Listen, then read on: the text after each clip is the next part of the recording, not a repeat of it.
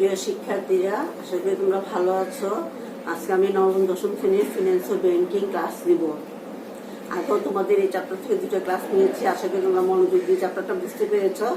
এই চ্যাপ্টারটা বুঝতে পারলে এই চ্যাপ্টার থেকে এসএসসিতে অবশ্যই একটা অঙ্ক থাকবে, প্রশ্ন থাকবে, অঙ্ক সহ প্রশ্ন থাকবে।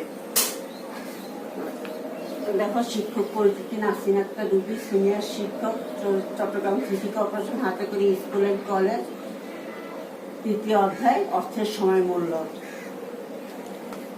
এটা মুছে দিচ্ছি।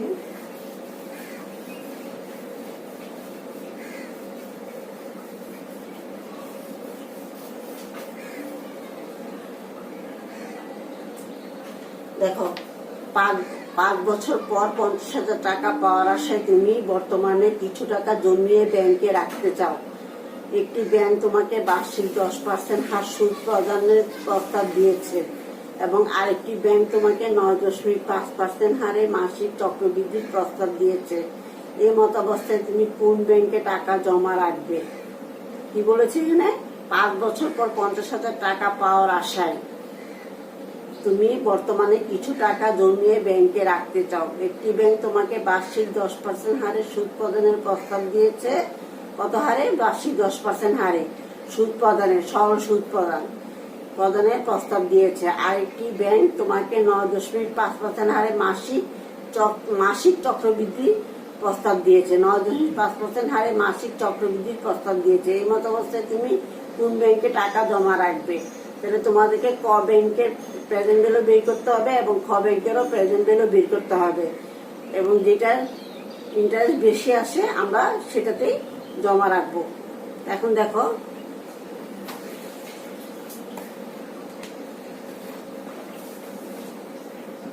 Bank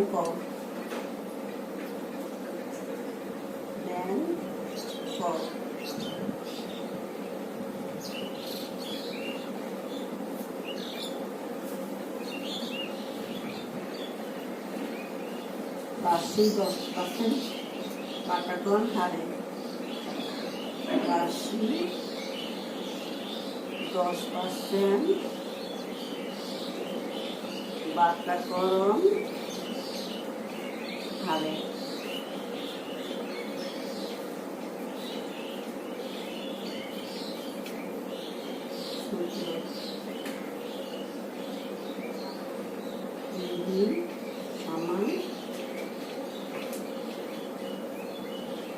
divided by F plus I N। এখানে বর্তমান মূল্য,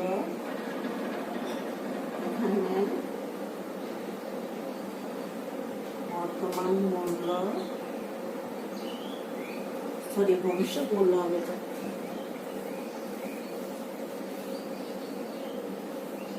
এখানে ভবিষ্যৎ মূল্য FB সমান 50,000 টাকা। সুদের হার I সমান 10%। বছরের সংখ্যা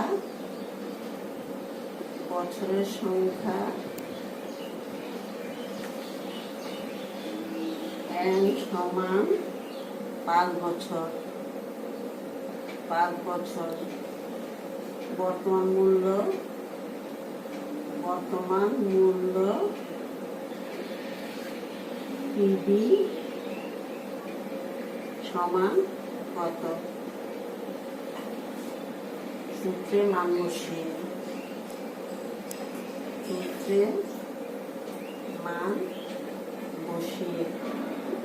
এখানে দেখছি না, বলেছি। এখন দেখো, বার্ষিক ব্যাংক বার্ষিক 10% বাটাকরণ হারে। সূত্র PB সমান FB divided by 1 plus I bracket N উপরে N। এখানে ভবিষ্যৎ মূল্য FB সমান 50,000 টাকা। FB মানে ফিউচার বিল। সুদের হার I মানে ইন্টারেস্ট 10%।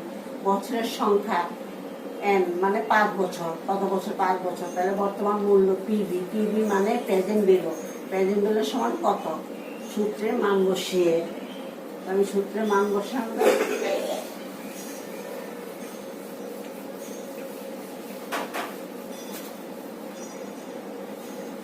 সূত্রে মান বসিয়ে পিবি সমান 50,000 আর পিতে ব্যাকের 1 আয় সমান 1.1, 1.1 সমান 5 সমান সমান এখানে 1 আছে এটা, আর আয় সমান 1, এটাকে সুদের হার আমরা এটা সরি এটা হবে না, 1.1 সমান আয় 1 আছে এটা, আয়কে 10%, 10%কে 100 দিয়ে ভাগ দিলে 0.1 পাবো। তাহলে এর উপরে n সমান 5 সমান সমান 31,040.07 টাকা।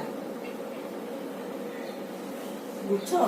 সূত্রে পিজি সমান 1 সমান 50,000 টাকা, আর 1 মানে 1, এটা আয় প্লাস আয় সমান 1 প্লাস আয়কে বের করলে সমান আমরা পাবো 1.1 আর উপরে n সমান 5, তাহলে পাইলাম সমান 31,046.07 টাকা। এখন ব্যাংক, এটা ব্যাংকে পেয়েছি, এখন ব্যাংক খয়ের বের করতে হবে, এটা মুছে দিচ্ছি।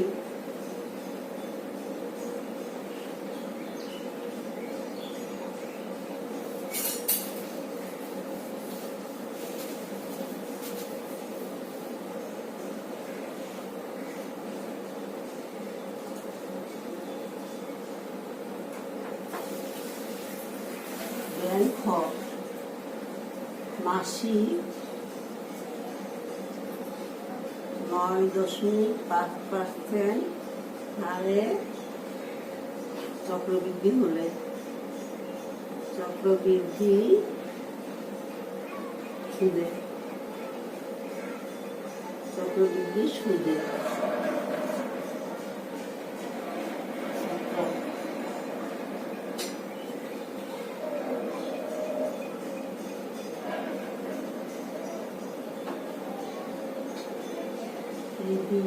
সমান এফবি যোগ এন যোগ আই ইন্টু এন, পিবি সমান FB divide by 1 plus I divide by N bracket M into N.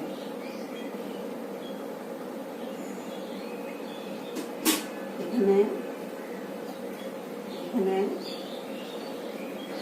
ভবিষ্যৎ মূল্য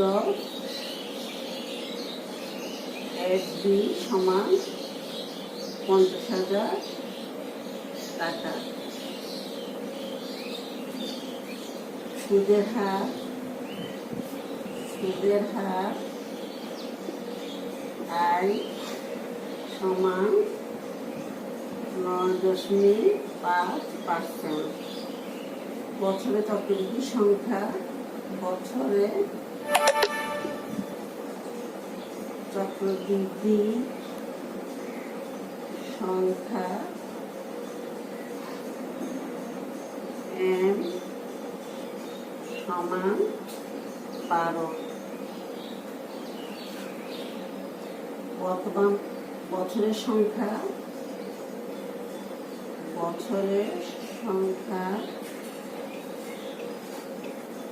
n সমান 5 বছর। বর্তমান মূল্য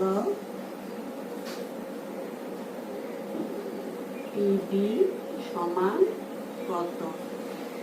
পুরো 9টা। এখানে ভবিষ্যৎ মূল্য এফবি সমান, এফবি মানে ফিউচার বিলো মানে সমান 50,000 টাকা। আমরা ভবিষ্যতে 50,000 টাকা পাবো বিঘায় 9.5% হারে চক্রবৃদ্ধি সুদের হার বের করছি। সুদের হার আয় সমান 9.5% হার। বছরে চক্রবৃদ্ধির সংখ্যা m সমান 12, বছরের সংখ্যা n সমান 5 বছর, বর্তমান মূল্য পিবি সমান কত? যেটা মুছে দিচ্ছি।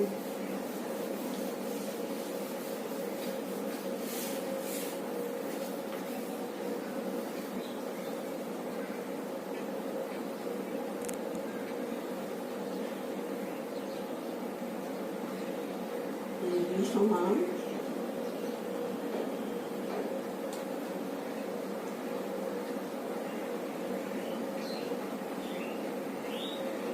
এক যোগ m সমান 12 আর i সমান 0.095 পূরণ 12 সমান উপরে 50,000 টাকা, নিচে 1.007 সমান 60। এটাকে 1+0.095 12 দিয়ে ভাগ দিলে তারপরে যোগ 1 সমান 1.007 হবে। এখানে 5 12 60 সমান 50,000 আর এখানে হবে 1.6050 সমান 31,152 টাকা 64 পয়সা। বুঝতে পেরেছ? তাহলে ব্যাংক খ মাসিক 9.5% হারে চক্রবৃদ্ধি সুদে সূত্র পিবি সমান FB divide by 1 plus M divide by I M into N। PB সমান FB সমান 50,000 টাকা আর 1 সূত্র অনুযায়ী হয়েছে প্লাস আর I সমান 0.095 আর এখানে 12 9.5কে 100 দিয়ে ভাগ দিলে 0.95 হবে। তারপর এখানে m সমান 12 সমান 50,000 উপরে আছে আর নিচে এটাকে ক্যালকুলেটর দিয়ে বের করতে গেলে তোমরা 1.007 পাবা আর 5 12 60 এর উপরে 50,000 টাকা এটাকে 60 দিয়ে ইয়ে করলে ক্যালকুলেটর দিয়ে বের করলে পাবা 1.6050। তো 50,000কে ভাগ দিবা এটা দিয়ে পাবা 31,152.64 পয়সা 0.64 টাকা। বুঝতে পেরেছ? তুলে নাও এটা।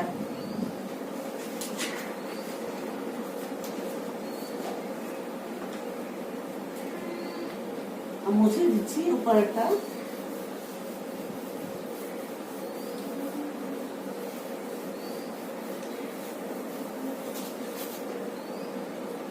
অর্থাৎ 5 বছর পর 50,000 টাকা পাওয়ার জন্য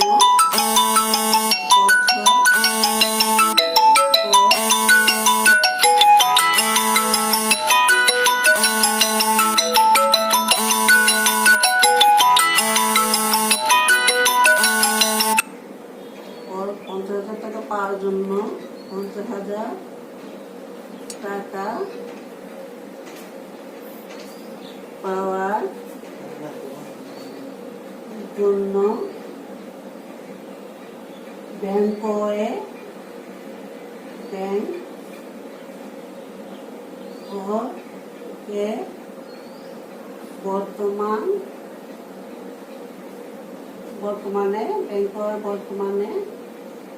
বর্তমানে 31,046.07 টাকা জমা দিতে হবে।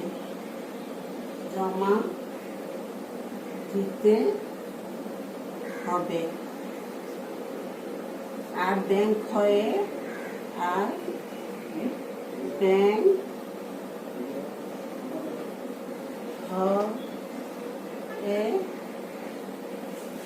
31,152 52.64 টাকা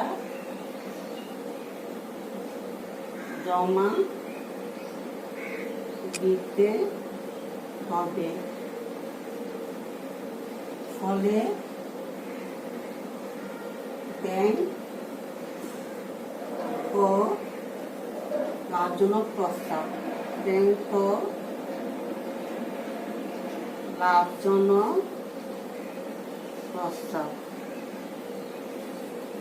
বুঝেছ? ব্যাংক খ হলে আমাদের জমা দিতে হবে 31,000, ব্যাংক ক হলে জমা দিতে হবে 31,046 টাকা 07 পয়সা, আর ব্যাংক খ হলে 31,152.6464 তাহলে এটা বেশি, এটা জমা দিব না, আমরা এটা জমা দিব।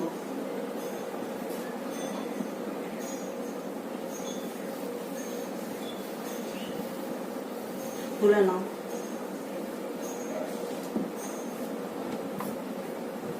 এরপর তোমাদের আরেকটা প্রকৃত সুদের হার নির্ণয়ের সূত্র দিয়ে একটা অঙ্ক করাবো। এটা তুলে নিচ্ছ? এটা তুলে নাও, আমি এটা পড়ে শোনাচ্ছি। গ্রামীণ মহাজন থেকে সাপ্তাহিক 1% হারে চক্রবৃদ্ধি সুদে ঋণ গ্রহণ করলে বার্ষিক বা নামিক সুদের হার হয় 52, অর্থাৎ বছরে 52%, কিন্তু 12 বার চক্রবৃদ্ধি হলে প্রকৃত সুদের হার ভিন্ন হয়। নিম্নলিখিত সূত্রটির মাধ্যমে সাপ্তাহিক 1% হারে চক্রবৃদ্ধির প্রকৃত সুদের হার নির্ণয় করা হলো। এটা হলো, এটা মুছে দিচ্ছি।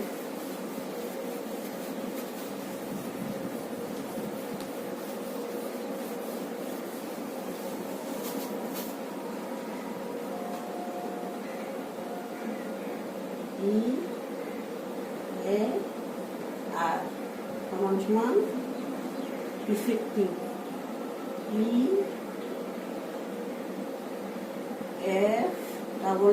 Effect, EPPIV effective annual,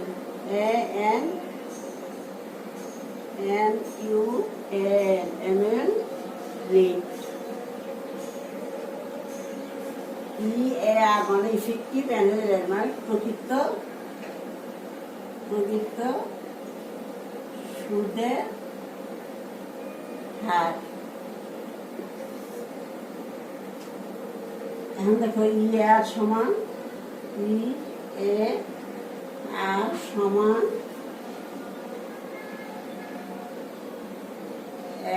+ M/I M - 1। এখানে সাপ্তাহিক সুদের হার,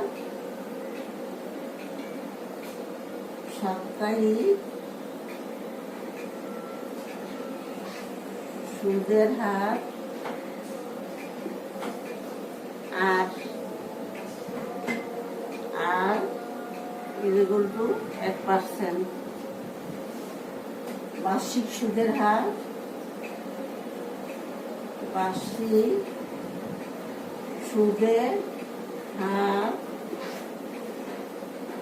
I ইকুয়াল টু 52%।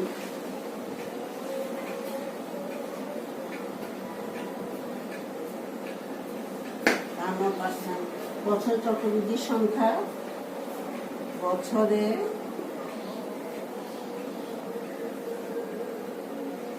চক্রবৃদ্ধি সংখ্যা n ইকুয়াল টু 52। বছরের সংখ্যা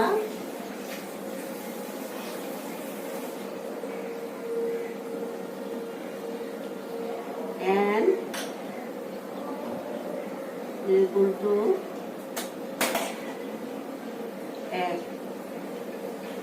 প্রকৃত সুদের হার,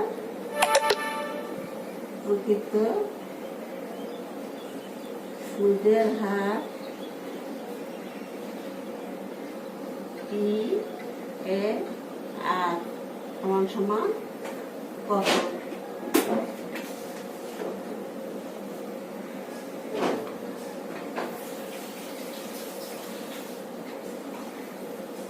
আমি তো মুছে দিচ্ছি, দেখো বুঝতে পেরেছ?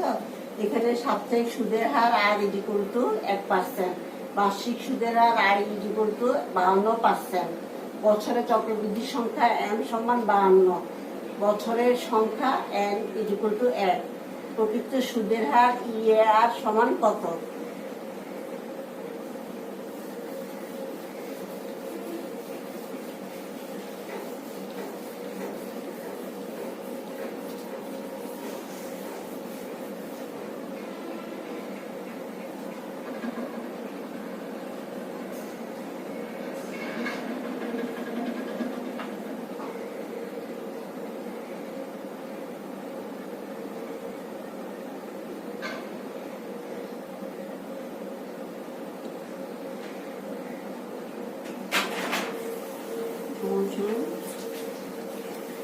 সূত্রের মান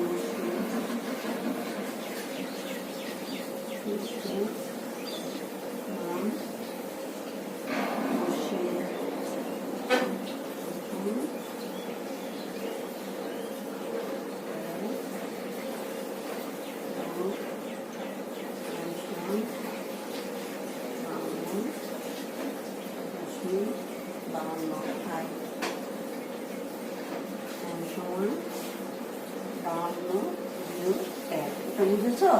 সূত্রের এক বসালাম যে প্লাস m সমান 52 বার আর i সমান 0.52 সুদের হার, আর এখানে m সমান 52 বিয়োগ 1 সমান 1.67 বিয়োগ 1 সমান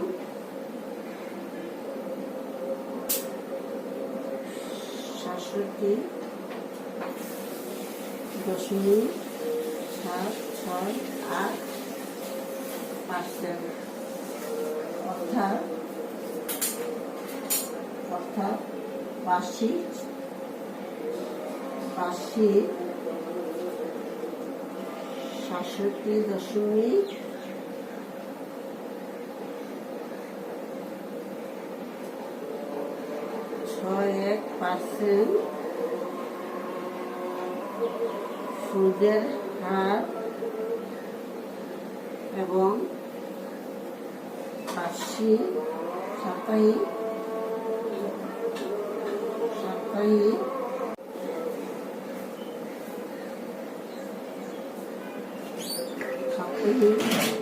1% সুদের হার একই কথা।